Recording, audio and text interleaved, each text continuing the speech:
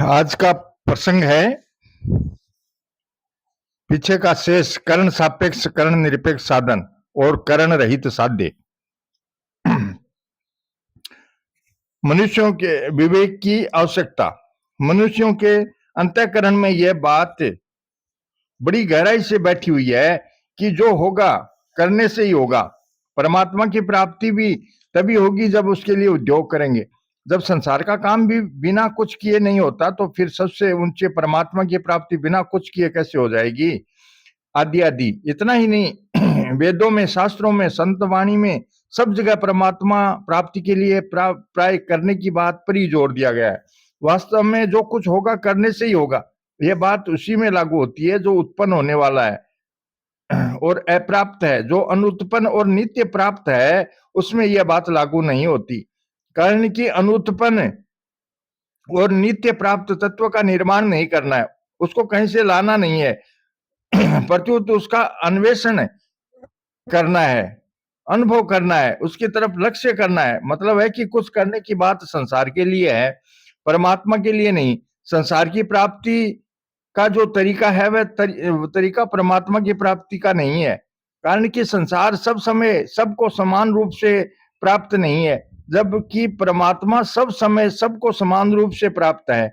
वे परमात्मा सारे देश, काल, वस्तु, व्यक्ति, अवस्था, परिस्थिति, घटना आदि में समान रूप से परिपूर्ण है। संसार को प्राप्त मान लिया, नहीं को है मान लिया, इसी कारण परमात्मा तत्व है का अनुभव नहीं हो रहा है। उत्पत्ति विनाशशील वस्तुओं की प्राप्ति तो कर्म करने से होती है, पर अनुत्पन्न तत्व की प्राप्ति अपने विवेक को महत्व देने से होती है।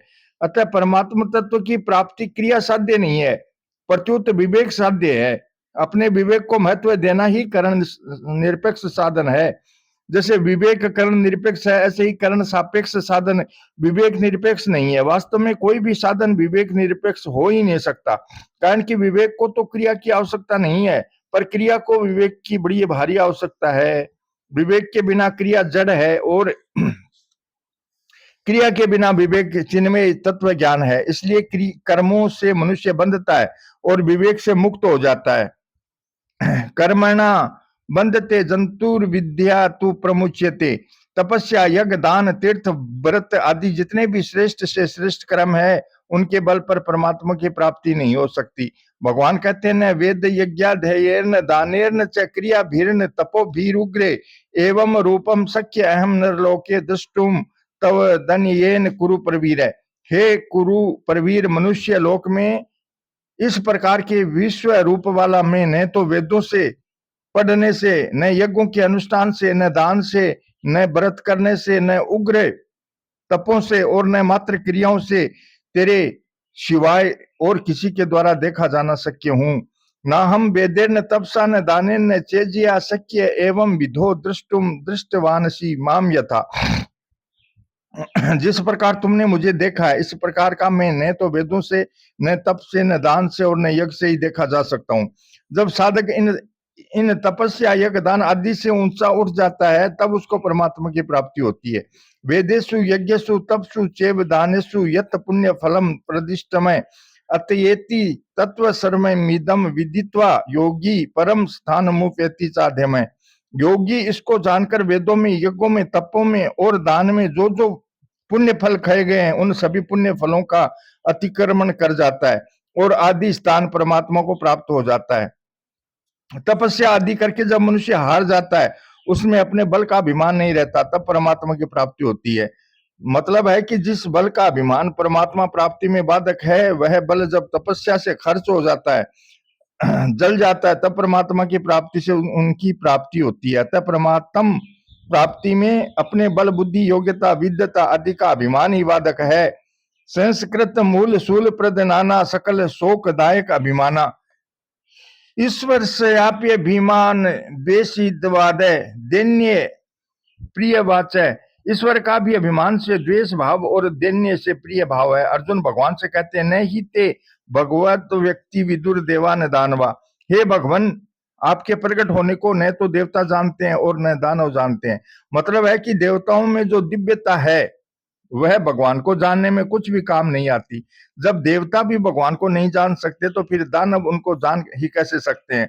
परंतु अर्जुन दानवों के द्वारा भी भगवान को न जानने की बात कहते हैं। इसका मतलब यह है कि दानवों के पास माया की बहुत विलक्षण शक्ति है, परंतु वह माया शक्ति भी भगवान को जानने में कुछ काम नहीं आती। अतः मनुष्य, देवता, दानव आदि कोई भी अपने बल से, अपनी योग्यता से, अपनी बुद्धि से भगवान को नहीं प्राप्त कर सकते। सबके सब साधन मिलकर भी परमात्मा की प्राप्ति नहीं करा सकते। वास्तव में सभी साधन अपने बल का अभिमान खर्च करने के लिए ही हैं। अतः साधन से परमात्मा की प्राप्ति नहीं होती, प्रत्युत अपने बल का अभिमान जो परमात्मा प्राप्ति में बाधक है दूर होता है। साधक करते करते जब साधक को यह पता लग जाता है कि अपनी सामर्थ्य से कुछ नहीं होगा, तब उसका अभिमान मिट जाता है और परमात्मा प्राप्ति हो जाती है। दौड़ सके तो दौड़ ले, जब लगे तेरी दौड़, दौड़ थक्या धोखा मिट्या वस्तु ठोड़ की ठोड़। जिसकी संपूर्ण मात्र से अनंत ब्रह्मांड पैदा हो जाते हैं, उसको संपूर्ण संसार देखकर भी कोई कैसे प्राप्त कर सकता है। हमारा अधिकार उसी पर हो सकता है जिसमें हमारे से कम बल, बुद्धि, योग्यता, विद्वता आदि हो। परमात्मा में बल की कमी नहीं है, उनमें अनंत बल है, परंतु उनमें निर्बलता नहीं है। वह निर्बलता हमारे पास है, इसलिए निर्बल होकर पुकारने से वे प्राप्त हो जाते हैं। जब लगी गज बल अपनो वर्त्यो नेक सरियो नहीं काम, निर्बल है बलराम पुकार्यो आए आदे नाम। सुनीरे मने निर्बल के बलराम, असक्ता नाम हरि बलम। कर्म का उपयोग कहाँ है? उत्तर है, कर्म का उपयोग संसार से ऊंचा उठने के लिए है। संसार से ऊंचा उठने का मतलब है क्रिया की आसक्ति, करने का वेग और पदार्थ की आसक्ति, राग का मिट जाना। अगर मनुष्य अपने विवेक के द्वारा इन दोनों को न मिटा सके तो कर्मयोग से इनको मिटाए। कर्मयोग से अर्थात निष्काम भाव से दूसरों की भलाई के लिए कर्तव्य कर्म करने से कर्मों के वेग की तथा वर्तमान राग की निवृत्ति हो जाती है और फलेच्छा का त्याग करने से नया राग पैदा नहीं होता। कर्मों का वेग तथा राग की निवृत्ति होने से मनुष्य योगारूढ़ हो जाता है। आरुरुक्षोर मुनेर योगम कर्म कारण मुच्यते, योगारूढ़स्य तस्यैव समय कारण मुच्यते, यदा हीनेन्द्रियार्थे सुन कर्म सवनुसजते, सर्व संकल्प सन्यासी योगारूढ़ स दोच्यते। जो योग में आरूढ़ होना चाहता है, ऐसे मननशील योगी के लिए कर्तव्य कर्म करना कारण है और उसी योगारूढ़ मनुष्य का सम शांति परमात्मा प्राप्ति में कारण है। मतलब है कि परमात्मा प्राप्ति में कर्म कारण नहीं है, प्रत्युत कर्मों के संबंध विच्छेद से होने वाली शांति कारण है। जिस समय न इंद्रियों के भोगों में तथा न कर्मों में ही आसक्त होता है, उस समय वह संपूर्ण संकल्पों का त्यागी मनुष्य योगारूढ़ कहा जाता है। मतलब है कि कर्मों का उपयोग वहीं तक है जहां तक प्रकृति का राज्य है। प्रकृति से अतीत तत्व में कर्मों का सर्वथा अभाव हो जाता है, क्योंकि क्रिया और पदार्थ सब प्रकृति जन्य है। प्रश्न होता है कि कर्मयोग कर्ण सापेक्ष है या कर्ण निरपेक्ष? कर्मयोग कर्ण निरपेक्ष अर्थात विवेक प्रधान साधन है। अगर विवेक की प्रधानता न हो तो कर्म होगा, कर्म योग होगा ही नहीं। कर्म कर्ण सापेक्ष है पर योग कर्ण निरपेक्ष है। मतलब है कि योग समता की प्राप्ति क्रिया से नहीं होती, प्रत्युत विवेक से होती है। अतः कर्म योग कर्म नहीं है। योग की अपेक्षा कर्म दूर से ही निष्कृष्ट, दूरेन हावरम कर्म बुद्धि योगा धंजय। जैसे पर्वत से अणु बहुत दूर है, अर्थात अणु को पर्वत के पास रखकर दोनों की तुलना नहीं की जा सकती, ऐसे ही योग से कर्म बहुत दूर है, अर्थात योग और कर्म की तुलना नहीं की जा सकती। योग के बिना कर्म निरर्थक है। कर्म योग में कर्म हमारे लिए है ही नहीं, यह विवेक मुख्य रहता है। अपने लिए किया गया प्रत्येक कर्म, यहाँ तक कि समाधि भी बंधन कारक है। कारण कि जब तक प्रकृति के साथ संबंध है तब तक करना और न करना दोनों ही कर्म है। अर्थात चलने, बोलने, देखने आदि की तरह बैठना, मौन होना, सोना, समाधि लगाना आदि भी कर्म ही है। कर्म का संबंध संसार के साथ है, स्वरूप के साथ नहीं। स्थूल शरीर की स्थूल शरीर के साथ एकता है, सूक्ष्म शरीर की सूक्ष्म शरीर के साथ एकता है तथा कारण शरीर की कारण शरीर संसार के साथ एकता है। अतः स्थूल शरीर से होने वाली क्रियाएं, सूक्ष्म शरीर से होने वाला चिंतन और ध्यान तथा कारण शरीर से होने वाली समाधि संसार के लिए ही है, अपने लिए व्यक्तिगत नहीं है। स्वरूप में कभी किंचन मात्र भी कोई कमी नहीं आती, अतः उसके लिए किसी क्रिया की आवश्यकता संभव ही नहीं है। स्वरूप पर कुछ करने का दायित्व ही नहीं है, अर्थात उसको अपने लिए कुछ करना ही नहीं है। कुछ करने का दायित्व उसी पर होता है जो कर सकता हो। कर्णों के बिना, इंद्रियों के बिना कोई कर्म किया ही नहीं जा सकता। कर्ण प्रकृति में है तथा प्रकृति के ही कार्य हैं। स्वरूप में भी कोई भी कारण नहीं है, क्योंकि वह प्रकृति तथा उसके कार्य से सर्वथा अतीत तत्व है। अतः स्वरूप के लिए कुछ करना बनता ही नहीं। इसलिए कर्मयोगी निस्वार्थ भाव से केवल दूसरों की भलाई के लिए ये संपूर्ण कर्म करता है, जिससे वह प्रकृति के संबंध कर्म बंधन से छूट जाता है।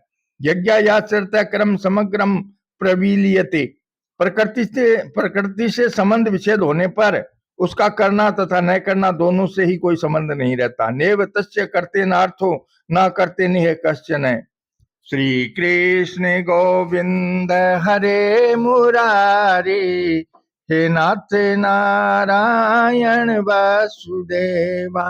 श्री कृष्ण गोविंद हरे मुरारी, हे नाथ नारायण वासुदेवा। जय श्री कृष्ण।